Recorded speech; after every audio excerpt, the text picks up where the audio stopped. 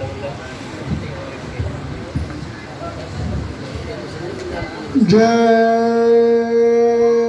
गुरुदेव, जय गुरुदेव, जय गुरुदेव, जय गुरुदेव, जय गुरुदेव। नाम किसका? प्रभु का। प्रभु का पावन प्यारा नाम। जय गुरुदेव, जय गुरुदेव, जय गुरुदेव।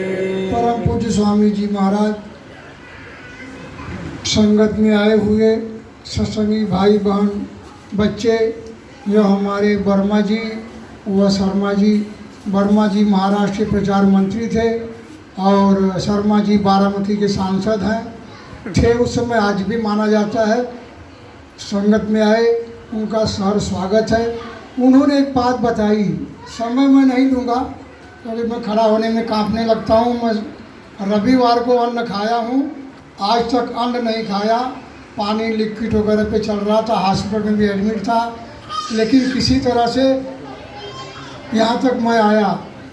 लोगों ने कहा मुझसे, बाबा जी से बात करो कि कुछ दवा बता दें, तो मैंने हाँ तो कहा, लेकिन मेरे मन में आया कि बाबा जी कहानी सुनाते हैं कि जब जीव को साफ किया जाता है तो कोई न कोई रास्ते लगाए जाते हैं। अगर वह उसमें छटपटाने लगेगा, भागने लगेगा, तो दवा दी जाएगी, तो दया काट दी जाएगी। इसलिए मैंने उनसे कुछ नहीं कहा, उनकी दी हुई चीज़ है, मैं उसको संभाल लिया। अभी शर्मा जी ने एक बात कही, सुनिए जरा भाई साहब। जय गुरुदेव भाई साहब। शर्मा जी ने एक बात कही कि बाबा जी ने कहा है बोरा वालों से काम लिया जाएगा। यह संकल्प बाबा जी ने दिलाया है, खुद दिया है। और एक काफिला निकाल के 90 दिवसीय का बाबा जी ने जब पूरे भारत का भ्रमण किया था, 9 प्रांत 11-10 प्रांतों का प्रांत का भ्रमण करने के बाद जब हम लोग इलाहाबाद पहुँचे थे तो गुरु माई ने कहा पहले जाओ संगम में स्नान करो और यहाँ जो रीतियाँ सिद्धियाँ दी गई हैं वो सारी यहाँ जमा कर दो, नहीं तो तुम कल कुछ भी कर सकते हो। और बोरा वालों को बुलाया, जंगल वासियों खड़े हो जाओ। कपड़ा उतार दिया गया, टाट की लंगोटी लगा के उन्होंने आवाज़ दिया, भारत की जनता को सुख कौन देगा? बोरा वाले ने कहा हमने। मतलब ऐसी आवाज़ में संकल्प लिया। पर एक बात समझ में ये आती है, अभी वो वक्त पता नहीं आया कि नहीं आया, क्योंकि गुरु महाराज बीच में एक लीला खेल दिए। उन्होंने कहा था बच्चे मैं एक ऐसी लीला खेलूँगा, मेरे लीले में भ्रमित मत होना। आपको मालूम है जब महाभारत शुरू हुआ था, बड़ा समझाया कृष्ण भगवान ने, 1 गांव दो, 5 गांव दो, ये दे दो, वो दे दो, नहीं माने। लास्ट में यह हुआ कि अब महाभारत हो ही जाएगा। 3 आदमी ने विचार किया, महात्मा विदुर, भीष्म पितामह और भगवान कृष्ण। कहा महाभारत हो जाएगा तो टाला कैसे जाए? तो कहा युधिष्ठिर को जुआरी बनाओ और जुआ खिला दो। धर्मराज के अवतार युधिष्ठिर जुआ खेल गए और अपनी तो नहीं, 5 भाई की औरत को हार गए।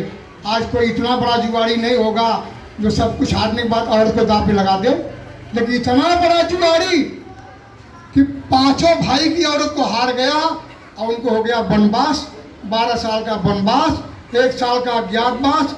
लेकिन महाभारत टला नहीं, छुप छुप के वन में बेचारे दिन निकाले और आने के बाद 17.5 दिन में महाभारत खत्म हो गया। बाबा जी ने भी ऐसा कुछ ऐसा आदेश नहीं दिया आप लोगों को कि आप लोग चढ़ जाओ, एक काम करके दिखा दो। क्योंकि मैंने एक बार पूछा, कहा कि महाराज बाबा जी तो कहीं मैं चला गया हूँ, कहीं लीला कर रहा हूँ, लेकिन मेरा कबवा कौन करेगा?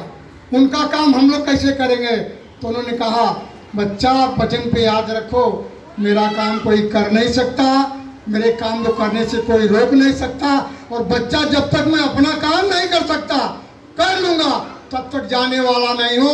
तो हमको अपना कॉलर टाइट करने की ज़रूरत, हमको क्या टाइट करना है? गुरु महाराज ने कहा घर में बैठ के भजन करो, नहीं समझ में आता। अभी राजबन भाई ने पढ़ के सुनाया, कितने दुख की बात है।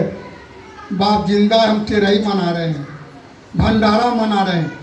एक बाप तो मर जाए तो बड़ी मुश्किल से तेरा ही नहीं मनाते हैं, यहाँ सालों साल तेरा ही मनाई जा रही है और बड़े खुशी के साथ में।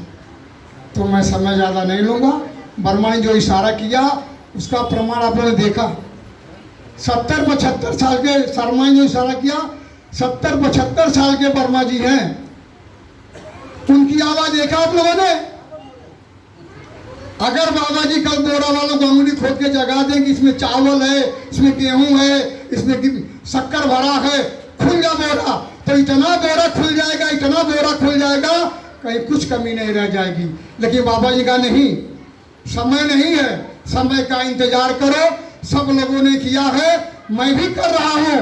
1 महीने में, 2 महीने में, 7 महीने में बच्चा हो जाए तो घर के लोग मार डालते हैं, राक्षस हो गया।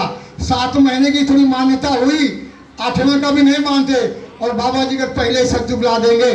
फूल बाग की बात को याद करो, पुराने सत्संग में पढ़ो। उनको मना किया था दीक्षित को कि दीक्षित तुम शोर मत करो, ये काम जबरदस्ती कराओ मत। लेकिन दीक्षित ने प्रेम बस लग के गुरु महाराज के पास ये काम कराया। और गुरु महाराज ने कहा बच्चा आगे समय तुम लोग सावधान होना, फूलपुर बाग में कुछ होने वाला है।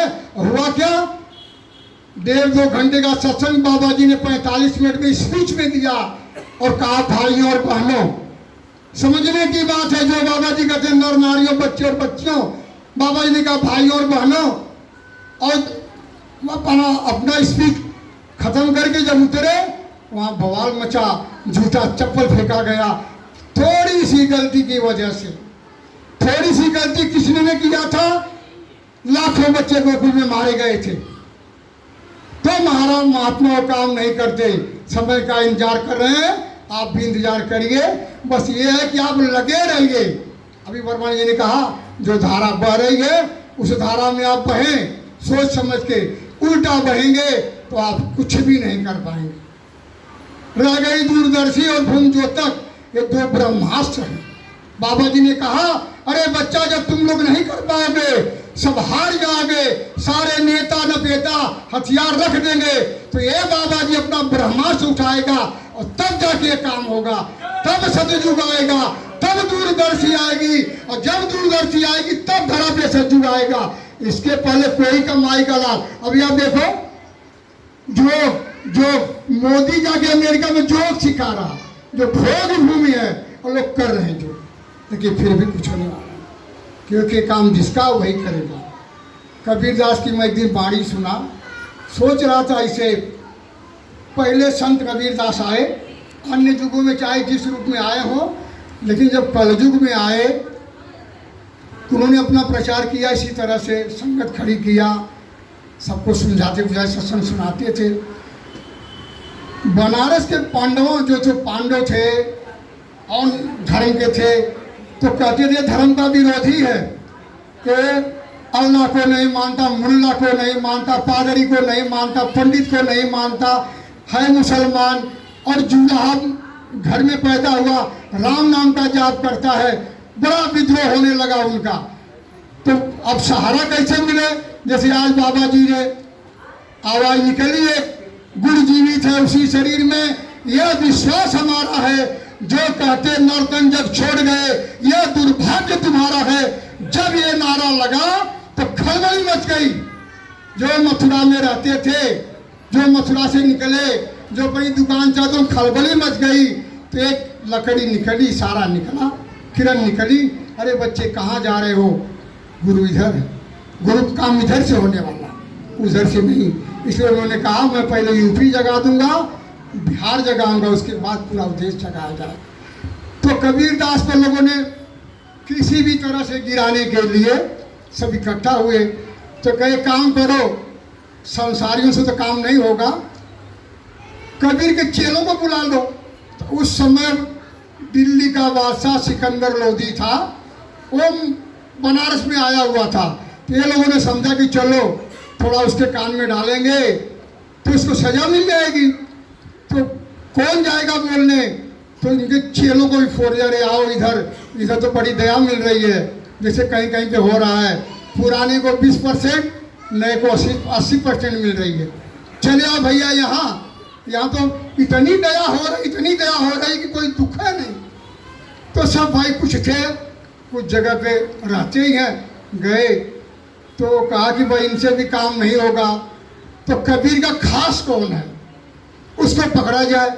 तो खास में कबीर की माँ लोई थी, वो बुलाई गई कि लोई को बुलाओ, और उसका कान भरा गया कि देखो आप मुसलमान हो, आपका लड़का क्या है, मुसलमान है, तो राम राम क्यों कहता है, सीधा उल्लंघन करता है, नमाज नहीं पढ़ता है, रोजा नहीं रहता है, तो लोई ये काम सही है।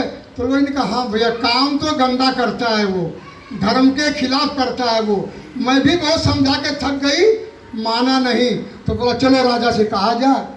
तो राजा के पास पूरे मंडली पहुंची, लोई भी गई। तो लोधी से कहा भाई क्या बात है, तो कहा कबीर ऐसे ऐसे करता है, ऐसे ऐसे करता है, सरकार पूरे सबको फोड़ डालता है। तो कहेगी कैसे मालूम, तो कहा देखे उसकी माँ आई है, माँ कंप्लेन कर रही है। तो लोधी को लगा कि हाँ अगर आदमी बदमाश नहीं होता तो माँ क्यों कंप्लेन करने आती, माँ तो सबसे बड़ी हितैषी होती है। तो बुलाओ कबीर को, कबीर के पास भेजे गए पुलिस, कबीर को बांध के पकड़ के जबरदस्ती लाए। जब लाए दरबार में, सारा दरबार ऐसे लगा हुआ था, कबीर आके सीधा खड़े हो गए, ऐसे खड़े हो गए, हाथ भी नहीं जोड़े, नॉर्मल खड़े हो गए। एक बगल से आए, बोले नमस्कार कर, नमस्कार कर, हाथ जोड़। बोले किसको, अरे बोले जहाँ पना खड़ा है, बादशाह खड़ा है। बोले कहाँ, अरे बोले सामने दिख रहा, कहाँ दिख रहा सामने। तो किसी ने जाकर कहा मंत्री, अरे सरकार देखा कितना बदमाश है, सब आपको सजदा कर रहे हैं, वो नमस्कार भी नहीं कर रहा, झुक भी नहीं रहा है। तो सिकंदर लोधी वहाँ से बोलता, अरे भाई मैं बादशाह हूँ दिल्ली सल्तनत का, मुझे सर झुकाओ। तो कबीर दास कहे कौन से सल्तनत का बादशाह हो, दिल्ली का, उसके पहले कौन बादशाह था, उसके पहले कौन था, सारे बादशाह चले गए, तुम कौन से बादशाह, तुम भी चले जाओगे। मैं तो उस बादशाह को नमस्कार करूंगा। हम लोग गाते हैं, घर किसी दूसरे दर पे बंदा झुका, हर्फ आएगा मालिक तेरे नाम पर ये समझ भी नहीं है कि बाबा जी को छोड़ के चेला के सामने जाके सर झुका दिए, नामदान ले लिए, नामदानी भी नामदान दिए हैं। तो उसने कहा देखो ये बदमाश है, मानेगा नहीं, इसको गुस्सा हो गया, बांधो इसको, ले आके जंजीर में गंगा जी में फेंक दो। गंगा जी में जंजीर में बांध के फेंक दिया गया। देखिए एक महापुरुष सदगुरु आया हुआ है लेकिन नहीं पहचान रहे, गंगा जी में फेंक दिया गया और आके लोग बाहर इंतजार कर रहे हैं कि वो डूब गया, क्योंकि हाथ पाँव भी बांधा हुआ, तैर सकता नहीं। तो कुछ दूर पे कबीरदास जाके तैर के पहुँचे और बैठ के भजन कर रहे हैं। तो सब खुशी मना रहे हैं कि वो तो चला गया, चला हुआ, अच्छा हुआ। जो पंडवा थे खुश हो गए, अच्छा हुआ। तो किसी ने कहा क्या अच्छा हुआ, वो देखो उधर बैठ के भजन कर रहा, कह रही लोहे की जंजीर टूट कैसे गई, फिर गए पकड़ के लाए। तो कहा लोधी ये क्या बोलते हैं मायावी है, तोड़ दिया होगा, लाओ उसको मेरे सामने। आग लगाई गई, चिता की, कबीर को बिठाया गया, नीचे लकड़ी जितना उसके ऊपर उतना लकड़ी, और कबीर दास को आग लगा दिया गया। और जब तक पूरी लकड़ी जल नहीं गई वहाँ से कोई हटा नहीं। तो सब कहे कि देखो अब सब राख दिख रही है, कबीर जल गया। फेंकने कहा देखा जाए, डंडा से खुलियारा गया तो कबीर दास निकल के बाहर आ गए। कबीर चौराहे पे जाके आप देखो, कबीर दास का एकदम चमचमाता वो शरीर, जिससे जो सोना चमकाया जाता है जला के, वैसा जलाया हुआ शरीर एकदम वहाँ लगा हुआ, आज भी वो चमक रहा है। तो कबीर कहा कि अरे मरा भी नहीं, तो उसको छलसी से उसकी चमड़ी निकालने लगे। तो कबीर ने कहा नहीं नहीं नहीं, ये मेरी नहीं है, तुम इसको निकालो, मैं जा रहा हूँ। तो कबीर दास शरीर छोड़ के निकल गए। तब उसको समझ में आया लोधी को कि ये कोई मायावी चीज नहीं है। उस शरीर को नमस्कार करता है तो कबीरदास फिर नीचे आते हैं। तो पहली बार आए सदगुरु के साथ में, इतना बड़ा काम हो सकता है तो बाबा जी को। लेकिन बाबा जी ने कहा है अरे बच्चों, मुझे नेता ने अजमा लिया, इंदिरा गांधी जी ने अजमा लिया, सारे लोगों ने अजमा लिया, लेकिन जरा तुम भी अजमा के देख लो मैं कौन सा बाबा हूँ। आज 45 करोड़ लोग उनको अजमा ही रहे हैं और अजमाने में सारे के सारे फेल पड़े होंगे। उनका ईश्वर मिशन जो भी कुछ है किसी से कुछ होने वाला नहीं है जब तक वो खुद किसी से ना करा ले। ये उनकी वाणी है। इसी के साथ में अपनी वाणी को विराम दूंगा। हाँ, शर्मा जी जिस तरह से जगा रहे हैं, समय दे रहे हैं, पहला भी बहुत समय दे रहे थे, अब भी समय दे रहे हैं, इसी तरह से लोग जागेंगे। कम से कम इतना तो कह रहे हैं गुरु महाराज जीवित है, गुरु महाराज का काम बाकी है, इतना तो कह रहे हैं। किसी की तेरही में पूरी तो नहीं खा रहे हैं, किसी को ये तो नहीं तुम्हारा बाप मर गया है, इतना तो नहीं कर रहे हैं। इसलिए हम शर्मा जी का तहे दिल से स्वागत करते हैं। जय गुरुदेव। मेरी वाणी में अगर किसी को कुछ बुरा लगा होगा तो छोटा बच्चा भाई समझ के क्षमा करेंगे। मेरे पास कुछ लिस्ट है, कहीं तो पढ़ के सुना दूं और नहीं तो